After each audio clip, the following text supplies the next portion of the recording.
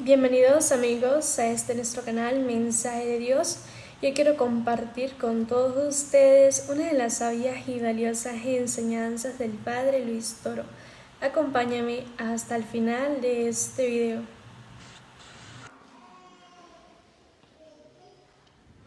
Queridos hermanos, el Evangelio de hoy de San Marcos, capítulo 13, versículo 33 al 37, nos viene a recordar que estamos en el tiempo de Adviento, que comenzamos hoy, el tiempo de Adviento. Y Adviento es espera, advenimiento, Él viene y nosotros lo esperamos. El Señor que se fue, dejó la casa encargada y puso a uno a vigilar, ese Señor es Cristo. Él se fue, pero Él volverá. Y ustedes y yo somos los que tenemos que estar alerta en espera. Por eso San Marcos capítulo 13 del 33 al 37 nos viene a mostrar que no sabemos cuándo vendrá Él. Si al anochecer, a medianoche, al canto del gallo o a la madrugada. No sabemos a qué hora viene. Pero lo que sí es que nos dice a todos que estemos alerta. Y el estar alerta consiste en dos cosas muy importantes. Una cosa es, estoy alerta, ¿para qué? Para que me encuentre haciendo el bien, para que me encuentre con las manos llenas de buenas obras, lo que llamamos obras de caridad. Pero la segunda parte, estar alerta, ¿para qué? Para ir quitando todo lo que me estorba para volar a la eternidad. Él viene a llevarnos y nosotros tenemos que estar dispuestos con la maleta arreglada para en el momento en que llegue, agarro la maleta y me voy, punto. No tengo que hacer esperar nada al Señor. Estoy dispuesto. Este tiempo por hoy se llama tiempo de Adviento, tiempo de espera. Primer domingo de Adviento. Voy a esperar al Señor y lo voy a esperar quitando todo aquello que me estorba y haciendo la mayor cantidad de obras buenas que me permitan a mí ganarme el reino de los cielos. En este tiempo de Adviento vamos a analizar domingo a domingo las cosas que nos estorban. La Santa Madre Iglesia Católica, basada en las Sagradas Escrituras, nos muestra que hay 7 pecados capitales. Esos 7 pecados capitales son los pecados que comúnmente cometemos, que casi diariamente cometemos, pero que nos estorba para volar a la eternidad y que para poder estar preparados a la venida del Señor, que así como el pueblo de Israel estaba esperando que viniera el Mesías, vino, murió, resucitó, subió al cielo y vendrá de nuevo en gloria. Y usted y yo lo estamos esperando, la segunda venida, la venida gloriosa. Pues yo tengo que aprender a dejar las cosas malas, y entre las cosas malas yo quiero que analicemos los 7 pecados capitales. Hoy trataremos de analizar 2 pecados capitales, y son capitales porque son los que tenemos casi todos, y son capitales porque a diario los cometemos y porque están enraizados en nosotros, porque desde que nacimos inclinados a esos pecados, y tenemos que estar pendientes con la lupa para ir mirando dónde están esos pecados para irlos quitando de mi vida. Esos 7 pecados que nos estorban para la venida del Señor, usted lo puede abreviar en una palabra: Saliheb, para que se pueda aprender. Saliheb. Saliheb, ¿por qué? Porque cada pecado capital se abrevia con una letra. La S de la soberbia, la A de la avaricia, la L de la lujuria, sal, la I de la ira, salí, la G de la gula, salí, la E de la envidia, salí G, y la P de la pereza, salí G. Son 7 pecados capitales. Si usted y yo trabajamos en esos 7 pecados capitales, entonces estaremos prestos con la maleta arreglada para el día en que el Señor nos llame, nos vamos con Él. Sea que se acabe el mundo, o sea que se me acabe el mundo. Porque si usted se muere, se le acaba el mundo. Y si se acaba el mundo, pues también se acabó el mundo. De las dos maneras se acaba el mundo. Vamos a ver primero el pecado de la soberbia. El pecado de la soberbia agarra varios puntos. Por ejemplo, en el libro de Nehemías, capítulo 9, versículo 16, nos viene a presentar este pecado de soberbia cuando yo no soy capaz de aceptar los planes de Dios, los proyectos de Dios. Nehemías 9:16 nos muestra que cuando usted y yo desobedecemos los mandatos de Dios, no aceptamos el plan de Dios, somos soberbios. Soberbio es cuando yo me quiero proponer como Dios o como lo más importante. Cuando yo me creo la última Coca-Cola del desierto, cuando yo no soy capaz de bajar la cabeza, cuando yo no soy capaz de humillarme, cuando yo quiero que todo el mundo se someta a mis pies, incluso Dios. La soberbia, usted y yo podemos detectarla cuando usted y yo no somos capaces de humillarnos, sea ante Dios o sea ante los demás. ¿Se acuerdan que el pecado del diablo es el pecado de la soberbia? El Papa en estos días decía: los 2 pecados más grandes que pueden existir en la vida del ser humano es la soberbia y el odio. Y es verdad, el diablo era Lucifer, luz bella, Luzbel, el ángel de la luz, y se convirtió en el ángel de las tinieblas por la soberbia, por no querer humillarse, por no bajar la cabeza. Pero todo aquel que no baje la cabeza, que no sea capaz de humillarse, entonces pasa a ser un diablito. O sea, una persona muy buena, pero que la soberbia lo hace de las tinieblas. Necesitamos ver cómo dice Nehemías 9:16. Mas ellos y nuestros padres fueron soberbios. A ver, aquí está el pecado de la soberbia. Ellos y nuestros padres fueron soberbios. La lupa. ¿Cuál es el pecado de la soberbia? Enrolla, envuelve varias cosas. Aquí, según Nehemías, el pecado de la soberbia, escuche. Y endurecieron su cerviz y no escucharon tus mandamientos. No quisieron escuchar los mandamientos de Dios. No lo aceptaron. La soberbia me lleva a mí a rebelarme contra Dios. No acepto los mandatos de Dios. No acepto los planes de Dios. Le reclamo a Dios cualquier cosa. Me creo más que Dios. Ese es el pecado del hombre de hoy, la soberbia. Ustedes se dan cuenta que el hombre de hoy en el mundo, nuevo orden mundial, los planes, los mandatos de Dios no se aceptan. Ahora es lo que el hombre diga, lo que el hombre proponga. Eso se llama soberbia. Quitamos los planes de Dios dentro de esa soberbia del mundo de hoy. Por ejemplo, Dios dice, no matarás. Y en ese no matarás significa no matar a los niños en el vientre de la madre.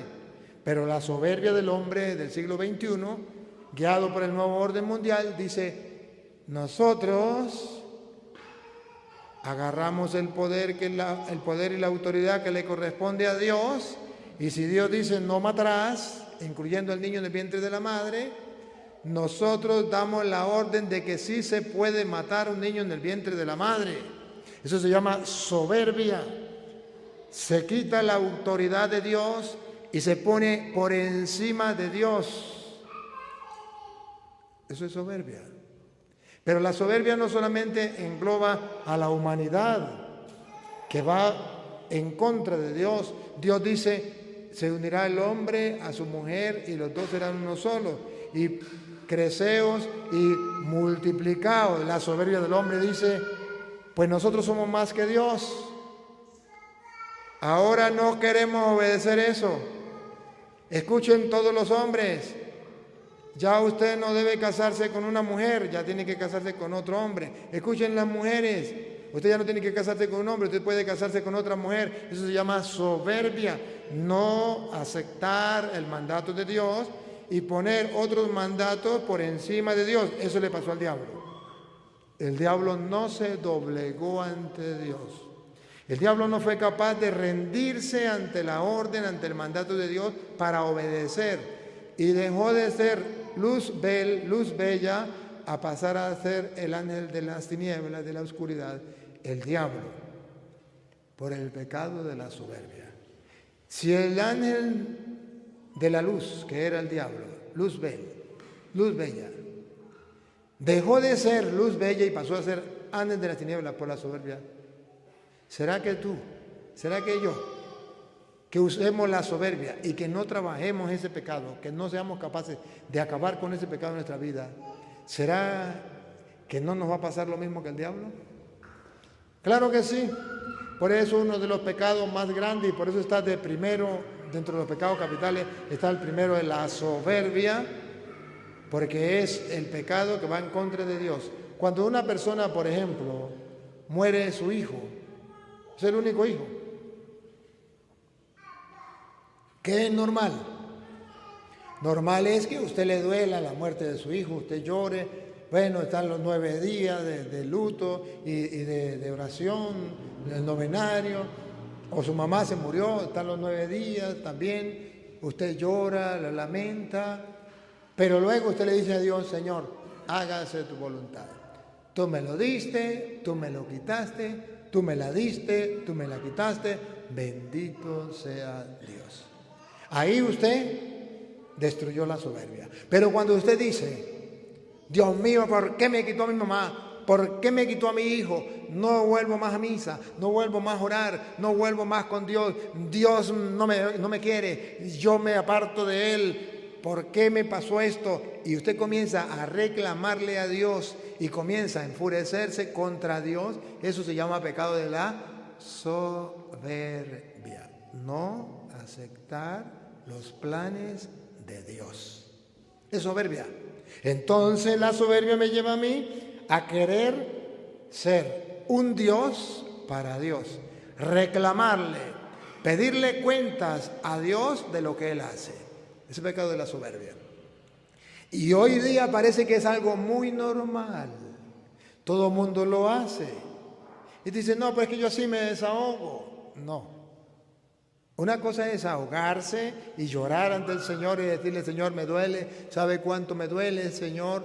Pero tú sabes todas las cosas, tú sabes por qué se llevó mi mamá, la encomiendo en tus manos. Entonces ya viene la humildad, que es humillarme delante de Él y reconocer que Él es el comandante supremo y eterno, que no hay otro. Me entrego a Él. La soberbia me impide a mí cumplir los mandatos de Dios, me impide a mí aceptar los planes de Dios. Yo no lo puedo aceptar porque Dios se tiene que someter a mí y tiene que hacer lo que a mí me da la gana. Y si no hace lo que a mí me da la gana, lo declaro mi enemigo y me declaro ateo. ¿Cuántas personas se han declarado ateos por la soberbia? ¿Qué es un ateo? El ateo realmente no existe. ¿Por qué no existe un ateo? Sencillo. Porque el ateo dice Dios, y al decir Dios ya acepta que Dios existe. Pero como él es soberbio, le pone no existe. ¿Quién? Dios. O sea, es como si usted diga el sol, ya sabe que existe, pero lo niega, no existe. Al decir el sol, ya se supone que existe el sol. y que usted acepta que existe el sol. Pero la soberbia le hace decir, no existe el sol. En el caso de Dios, ¿qué es un ateo? Un ateo es una persona con la soberbia, el pecado capital más grande. Ese pecado ha crecido a tal punto que él es capaz de decir, Dios no existe, y se siente orgulloso y es capaz de decirle a los demás, Dios no existe. Está pasando por encima de Dios. Dios que lo hizo a él no existe, pero él que es la criatura, alguien creado por Dios, él sí existe. O sea que él es más que Dios, porque él sí existe y Dios no existe. O sea que esa persona es más que Dios. La soberbia se lo traga. Definición de un ateo: soberbio a plenitud. Es un ateo. No es que Dios no exista. No es que él no sepa que Dios no exista. Es querer tapar el sol con un dedo. Y eso no se puede. Y en el mundo en que usted y yo vivimos, encontramos muchos ateos. Doctores ateos. Abogados ateos. Políticos ateos. Maestros ateos. Alumnos ateos. Padres de familia ateos. Hijos ateos. ¿Qué se llama eso? Soberbia a plenitud. De eso estamos entonces nosotros desde niños, estamos cundidos de ese pecado. ¿Qué tenemos que hacer? Aprender a dominar la soberbia. Nehemías entonces dice que la soberbia es, en primer lugar, no aceptar los planes de Dios. ¿Cómo es que dice? Mas ellos y nuestros padres fueron soberbios y endurecieron su cerviz y no escucharon tus mandamientos. Endurecieron su cerviz, endurecieron su cabeza, su corazón, endurecieron todo su ser ante Dios y no quisieron cumplir sus mandatos. Endurece. Esa es la soberbia. Se va volviendo duro de corazón, duro de inteligencia, de cerebro. Una cabeza dura. Se va volviendo cabeza dura. ¿Por qué? Por la soberbia. Si hay algo que le agrada a Dios, es la humildad y la sencillez. San Pedro, capítulo 5, versículo 5 de Primera de Pedro. En la primera carta de San Pedro, capítulo 5, versículo 5, viene a hablar de lo que es la soberbia. Pero ya en el punto más humano, en dirección al ser humano. La primera parte de la soberbia es en dirección a Dios. No acepto los planes de Dios. No acepto los mandamientos de Dios. Me rebelo como el diablo en contra de los mandamientos de Dios. Me rebelo contra los planes de Dios como el diablo lo hizo. Eso es soberbia. Pero ahora San Pedro viene a mostrar la segunda parte de la soberbia. Igualmente, jóvenes, estad sujetos a los ancianos. Estad sujetos a los ancianos. Y todos sumisos unos a otros. Y todos sumisos unos a otros. Revestidos de humildad, porque Dios resiste a los soberbios. Dios resiste a los soberbios. Y da gracia a los humildes. Entonces aquí está diciendo que una persona soberbia es aquella persona que no es capaz de doblegarse, que no es capaz de obedecer, que no es capaz de aprender a perder, de bajar la cabeza. Es un soberbio. Y todos, jóvenes y no jóvenes, pero aquí habla de los jóvenes, porque la soberbia se tiene que ir trabajando desde la juventud, ir dominando la soberbia desde la juventud, que es más fácil dominarla. Dice entonces que Dios resiste a los soberbios, pero a los humildes los enaltece. ¿Y quién es el soberbio? Según dice San Pedro, el soberbio es aquella persona que no es capaz de doblegarse, de bajar la cabeza, de obedecer. El que no es capaz de aprender a perder, el que no es capaz de saber la lección que perdiendo también se gana. El soberbio es aquel que no es capaz de callarse la boca, siempre tiene que defenderse. El soberbio es aquel que no aguanta una crítica, que no aguanta un insulto, que no aguanta una calumnia. El soberbio es aquel que tiene que defenderse a costa de como sea. El soberbio es aquel joven, aquel niño o aquel adulto que no se deja corregir, que alguna persona le corrige algo y se enfurece y le miente a la madre. ¿A usted qué le importa? No sea sapo. Es un soberbio. Ese ha cometido uno de los pecados capitales más grandes que destruyen el alma, la soberbia, el pecado del diablo. Y eso es muy común en medio de la sociedad. La gente no le gusta que le diga nada. Es un soberbio. Y dice la Biblia que ese soberbio será humillado, mientras que el humilde, lo contrario de la soberbia es la humildad. El humilde se calla la boca. Le dijeron hasta de qué mal se va a morir. Se calla la boca. Le mentaron a la madre, no contesta nada. Lo corrige. Si es verdad lo que le están diciendo, entonces simplemente se corrige. Si es mentira lo que le están diciendo, no hay ningún problema. Es mentira, no hay problema. No se pone bravo, porque es mentira. Si es verdad, se corrige, no se pone bravo y agradece. Si es mentira, no se pone bravo. Es mentira, ¿por qué me va a poner bravo? Si usted quiere aprender a dominar la soberbia, escúchenme algo. No se moleste cuando alguien lo calumnie. La mejor manera, el mejor método que Dios usa para santificar a un soberbio es que venga alguien y levante una calumnia. Esa calumnia es para que el soberbio aprenda a dominar la soberbia y aprenda a ser humilde y ser santo. Es el único método para hacer santo un soberbio. Que lo humillen, que lo calumnien, que lo difamen, que lo rayen, que hablen mal de él, que lo malpongan, que le hagan la guerra. Así el soberbio aprende a ser santo si baja la cabeza.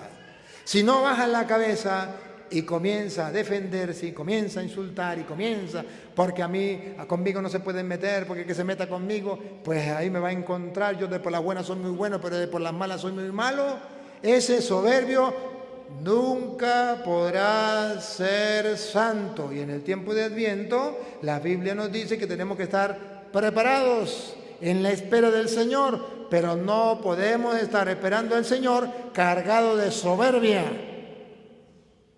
Es necesario limpiar el alma de la soberbia. Aprendamos a ser humildes. Aprendamos la virtud de la humildad. Humildad es aprender a callar, aun cuando yo tenga la razón. Me callo la boca. Si me dan la oportunidad de hablar, hablo. Si no me dan la oportunidad de hablar, me lo callado. No importa. Perdiendo también se gana. Ese es el lema del humilde. Perdiendo también se gana. Entonces es de aquello que Jesús dice: los envío como ovejas en medio de lobos. Los lobos son los soberbios, las ovejas son los humildes. Y Jesucristo entonces quiere que usted y yo estemos preparados para su venida con la humildad, con la sencillez.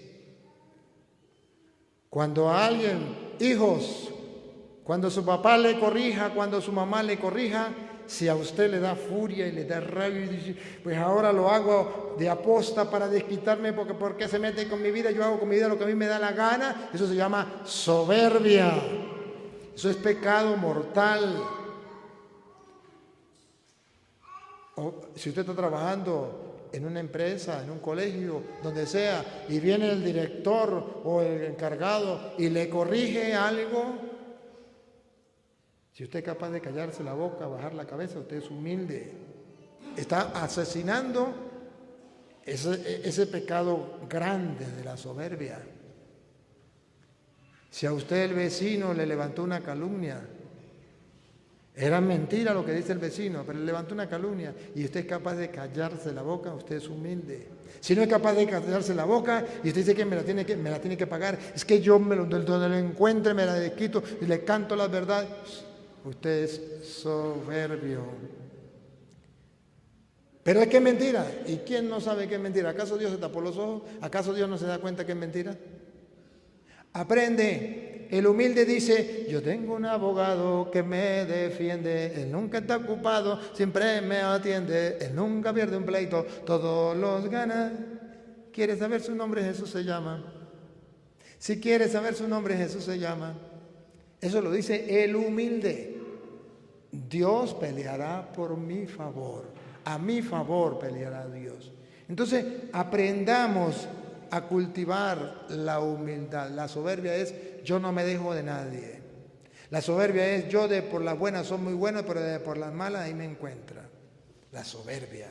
La soberbia no permite que la persona se doblegue. Entonces dice la Biblia allá en San Lucas capítulo 1, versículo 51, a los humildes Dios los enaltece y al soberbio Dios lo humilla. San Lucas capítulo 1, versículo 51. Hizo proezas con su brazo, esparció a los soberbios en el pensamiento de sus corazones, quitó de los tronos a los poderosos y exaltó a los humildes. A los humildes Dios los ensalza, a los soberbios Dios los humilla. Tiempo de Adviento es tiempo de preparación. Y es tiempo de preparación cultivando la humildad, apartando de mí la soberbia, el pecado capital.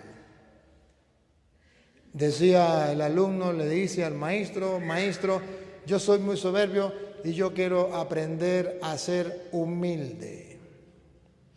¿Cómo puedo yo ser humilde? ¿Qué es ser humilde? Le digo, sencillo. La humildad es, vaya al cementerio, agarre la primera tumba que se encuentre, vaya, dígale al muerto todos los insultos, todas las groserías que se le venga a la cabeza hasta que se canse. Y se fue, insultó al muerto todo lo que quiso. Cuando se cansó, regresó y le dijo, maestro, ya lo insulté, ya le dije todas las cosas que tenía que decirle. Me cansé ya. El maestro le dice, ¿qué le respondió el muerto? Dijo, nada. Dijo, ahora vaya y no le insulte. Ahora le va a decir todas las cualidades, todas las maravillas habidas y por haber a esa persona. Alábelo todo lo que pueda. Cuando se canse viene. Fue y lo alabó, le dijo todas las virtudes y cualidades, todas las maravillas que le venían a la cabeza. Cuando se cansó, regresó y le dijo, ya maestro, ¿qué le dijo el muerto? No me dijo nada. Dijo, eso se llama ser humilde. Que cuando lo insulten, que cuando lo humillen, que cuando lo desprecien, que cuando lo calumnien, que cuando le digan todas las groserías habidas y por haber, usted no responda nada. Eso es ser humilde. Que cuando lo alaben, que cuando le tiren flores, lo pongan en lo más alto, usted tranquilo como así nada. Eso se llama ser humilde. Podríamos entonces revisar, ¿estoy siendo humilde? ¿Qué siento y cómo reacciono cuando una persona me insulta? ¿Me quedo callado? ¿Guardo silencio? ¿O le duplico el insulto? Recuerden, el hombre más humilde que pisó esta tierra se llama Jesús de Nazaret. Y de él se dice que como cordero llevado al matadero enmudecía y no abría la boca ante los insultos, salivazos, golpes, y lo mataron y no abrió la boca para insultar a nadie. Cuando abrió la boca dijo, perdónalos, Padre, porque no saben lo que hacen. El hombre más humilde que ha pisado esta tierra se llama Jesús de Nazaret. El más soberbio es el diablo. Usted verá a quién quiere seguir. Estamos esperando a Jesús. Él viene. Los humildes serán enaltecidos, los soberbios serán humillados. Les invito entonces a que revise hoy delante de Dios si está haciendo ejercicio de humildad.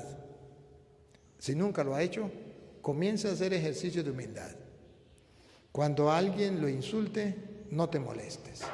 En el momento vas a sentir rabia, respira profundo y diga: estoy matando la soberbia. Tengo que cultivar la virtud de la humildad. La virtud de la humildad mata la soberbia y lo hace a usted santo. Y entonces usted se queda callado y después que llegue a la casa respira profundo y hace oración y ve y dice: Señor, hoy mi compañero de trabajo me malpuso delante de la gente, me dejó en ridículo y yo guardé silencio porque quiero ser humilde. Gracias. Ahora en la noche voy y le brindo una hamburguesa. Vaya, bríndele una hamburguesa a esa persona. Y si le pregunta: ¿y usted por qué me brinda esa hamburguesa? Porque usted me está enseñando a ser humilde, porque me está enseñando a ser santo, porque me está ayudando a cultivar la humildad. No se lo diga, pero usted dígaselo a Dios. Va y le brinda la hamburguesa y cuando le diga: no, porque yo quiero brindarle una hamburguesa, porque tú eres mi amigo, más nada. Pero delante de Dios le dice: gracias porque esta persona me está ayudando a ser santo. Así se cultiva la virtud y así es que los santos han logrado ser santos. Yo sé que les estoy hablando como en otro idioma, a mí qué me importa. Yo sé que les estoy hablando algo que pareciera ser imposible, algo que este cura se la fumó verde, a mí qué me importa. Solamente les estoy explicando cómo cultivar la virtud de la humildad que te permite y que me permite ser santos. Aprende a perder. En el hogar, ¿quién es el soberbio y quién es el humilde? Puede ser el hombre el soberbio, o también puede ser la mujer la soberbia. ¿Quién es el que calla? Ese es el humilde. ¿Quién es el que más grita? ¿Quién es el que insulta? Ese es soberbio. ¿Quién es el que se defiende? Ese es soberbio. ¿Quién es el que aprende a perder? Ese es humilde. Y el humilde es el mismo santo. Y el soberbio es el mismo diablito. Es un diablo. Necesitamos, queridos hermanos, que nos tomemos en serio cultivar las virtudes en nosotros. Y voy a tocar el segundo pecado es la avaricia. ¿Se acuerda que es los pecados capitales Saliheb? S-A, la segunda sería A de avaricia. Y la avaricia está expuesta allá en San Lucas capítulo 12, versículo 13, donde Jesús dice que nos cuidemos de la avaricia. La avaricia es un pecado que no me permite a mí estar preparado para el encuentro con el Señor. Y aquí al ver la avaricia, entonces nos vamos a dar cuenta si ese pecado está reinando en nosotros o si ese pecado ya lo hemos destruido en nosotros. Escucha al maestro hablar de la avaricia. Le dijo uno de la multitud: Maestro, di a mi hermano que parta conmigo la herencia. Mas él le dijo: Hombre, ¿quién me ha puesto sobre vosotros como juez o partidor? Escuchen lo que viene. Y les dijo: Mirad y guardaos de toda avaricia. Cuidado con la avaricia. Guardados de toda avaricia. Entonces aquí está diciendo Jesús que la avaricia lleva a pelear a los hermanos por herencia, sobre todo ahí se deja ver mucho. La avaricia. La avaricia es ser avaro. Avaro es querer todo para mí. Avaro es querer yo tener, acumular y el otro que se lo coma el tigre.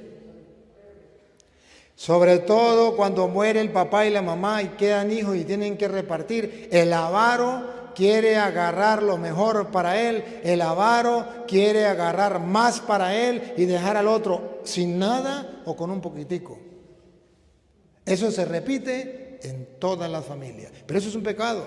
Y Jesús dice, cuidado con la avaricia. La avaricia es aquel que acumula para sí y al lado puede estar el vecino muriéndose de hambre. El avaro es el que todo para sí y puede estar alguno de la familia necesitando y no es capaz de atenderle la mano. El avaro no piensa en el otro. Hoy entonces la Biblia dice, cuídense de la avaricia. El querer las cosas solo para ti. El tener y no se ve satisfecho. Pone Jesús el ejemplo. Otra vez, cuidado con la avaricia, ¿cómo es? Y les dijo, mirad y guardaos de toda avaricia. Guardaos de toda avaricia, cuidado con la avaricia. Porque la vida del hombre no consiste en la abundancia de los bienes que posee. La avaricia es querer tener muchos bienes, poseer muchos bienes. Y dice que la vida del hombre no consiste en tener muchos bienes. Eso es una mentira, es un engaño. Y pone el ejemplo. También les refirió una parábola, diciendo, la heredad de un hombre rico había producido mucho, y él pensaba dentro de sí, diciendo, ¿qué haré? Porque no tengo dónde guardar mis frutos. Y dijo, esto haré, derribaré mis graneros y los edificaré mayores, y allí guardaré todos mis frutos y mis bienes. En vez de decir, voy a compartir con los demás, voy a tumbar el granero y voy a hacerlo más grande para acumular más y más y más. Eso se llama avaro. Aquel que guarda en el banco, bueno, aquí en Venezuela no, pero en los otros países. El que guarda en el banco y guarda y guarda y guarda. O aquellos que tenían, ¿se acuerdan cuando se devaluó el dinero? Aquellos que tenían guardados billetes, sacos de billetes y después que se devaluó tuvieron que sacarlo y tirarlo a la basura porque ya no servía para nada. El avaro le pasa eso. En otros países donde acumulan y guardan, aquí en Venezuela pues van, como es que dice, colando y tomando. En otros países la avaricia, pero es que la avaricia se puede vivir en cosas pequeñas. Puede ser que usted no tenga mucho, pero cuando usted piensa solo, primero usted, segundo usted y tercero usted, es avaro. Los bienes. Entonces dijo, voy a hacer los graneros más grandes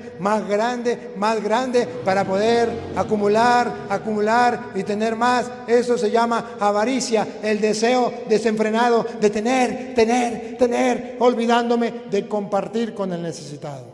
Avaricia, avaro, pecado capital. Y diré a mi alma, alma, muchos bienes tienes guardados para muchos años. Ahí está la felicidad de tener muchos bienes guardados para muchos años. La avaricia me hace pensar en guardar para tener yo para mis bienes ahorita y futuros. La avaricia. La persona generosa no piensa así. La persona generosa es capaz de pensar en el otro. Va a compartir con el otro. Invierte en el otro. Es como el campesino. Usted no se da aquí cuenta que el campesino quiere, por ejemplo, sembrar caña. ¿Qué hace el campesino? La platica que tenía guardada la saca. Compra un terreno, compra la semilla de la caña, paga obreros, vea que va sacando el dinero. Siembra la caña, vea que el dinero que tenía acumulado lo está invirtiendo.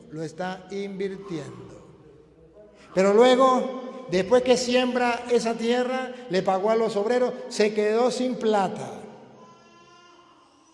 Y aparentemente se quedó con las manos vacías. Vaya mañana a ver si tiene plata. No tiene plata. ¿Por qué? Porque la plata la invirtió. ¿En qué? En la caña. Pasó mañana igualito, no tiene plata. ¿Cuánto dura la caña para echar?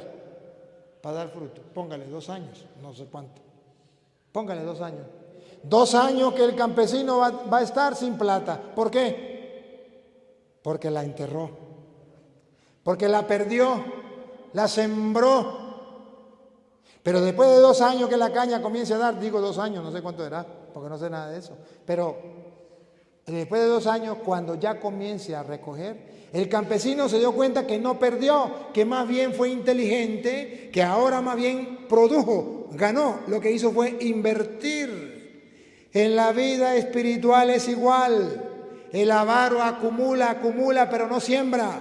Cuando usted agarra y colabora con el pobre, con el necesitado, usted está sembrando caña. Y eso no va a recibir esa plata el otro día, entre 2, 3 años. O también puede ser al otro día que se muera. Y ya comienza a recoger lo que hoy sembró. Pero la gente está acostumbrada a ver los bienes materiales, pero no está acostumbrada a trabajar con los bienes espirituales. No está acostumbrada a producir bienes espirituales.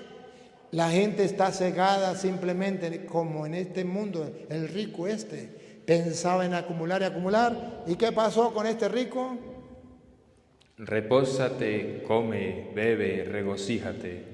Pero Dios le dijo: necio, esta noche vienen a pedirte tu alma, y lo que has provisto, ¿de quién será? Esta noche te van a pedir tu alma. Si lo hubiese sembrado haciendo el bien sin mirar a quién, esta noche que Dios los manda a llamar, tendría una gran riqueza en el cielo. Pero como no quiso hacer obras de caridad, no quiso hacer el bien, lo único que hizo fue acumular, esta noche te muere. Y la palabra de Dios dice: ¿y para quién serán los bienes que atesoraste? Todos sabemos la respuesta: para que la mujer se lo disfrute con el mozo. ¿O no? Todos lo sabemos. Todos lo sabemos. Aquí no hay excusa. O si es la mujer la que se muere, pues para que el hombre se la disfrute con la otra. ¿O no? Y si muere el papá y la mamá, para que los hijos se echen plomo. O sea, ¿por qué no ser capaces de ver la realidad? De modo que hoy hablamos entonces de 2 pecados capitales: la soberbia y la avaricia, que no me permite estar con la maleta arreglada, estar dispuesto, alerta a la salida, el encuentro con el Señor, salir al encuentro con el Señor. Ese pecado me amarra y no me deja volar a la eternidad. Si es verdad que ustedes están en tiempo de Adviento, y si ustedes vienen a misa para preparar el Adviento en su casa, en su corazón, en su vida, aquí está la propuesta del Evangelio. 2 propuestas llevémonos hoy. Aprender a perder, perdiendo también se gana. Aprender a callar, a los humildes Dios los enaltece y al soberbio Dios lo humilla. Aprender a compartir lo que tengo, no ser avaro, no querer acumular tesoros aquí en la tierra, sino acumular tesoros en el cielo. Si así lo hace, te aseguro que has comenzado a vivir el tiempo de Adviento. Comenzaste a esperar al Señor, y cuando Él venga estarás preparado para el encuentro con el Señor. Si no lo hace así, perdiste. Pero yo me lavo las manos, porque como sacerdote de Dios Altísimo traté de explicárselo y mostrárselo con toda claridad, para que el que tenga ojos vea y el que tenga oídos oiga. Queridos hermanos, que esta palabra de Dios nos ayude a todos ustedes y a los que nos siguen a través de las redes sociales. ¿Cuánto tenemos en las redes sociales? 1691, por allí tenemos 105, todo esto que están allá también atrás de las redes. El Evangelio también es para ustedes. Que no sean sordos a la voz del Señor. Que no nos hagamos los sordos y que comencemos a practicar el tiempo de Adviento, tiempo de espera de la venida gloriosa de nuestro Salvador Jesucristo. Amén. Muy bien amigos, hemos llegado hasta el final de esta importante reflexión y espero que juntos hayamos encontrado valiosas lecciones y momento de inspiración en las palabras del Padre Luis Toro. Si te gusta esta enseñanza, por favor no te olvides de darle like, comenta en la parte de abajo qué tal te pareció y ayúdame a poder difundir el mensaje de Dios compartiéndolo con tus familiares y amigos. Que Dios y María Santísima los acompañe. Hasta pronto. Y por favor no te olvides de suscribirte a mi canal y así me ayudarás a que el mensaje de Dios llegue a mucho más corazones y conozcamos la verdadera doctrina, la verdadera enseñanza de nuestro Señor Jesucristo. Hasta pronto.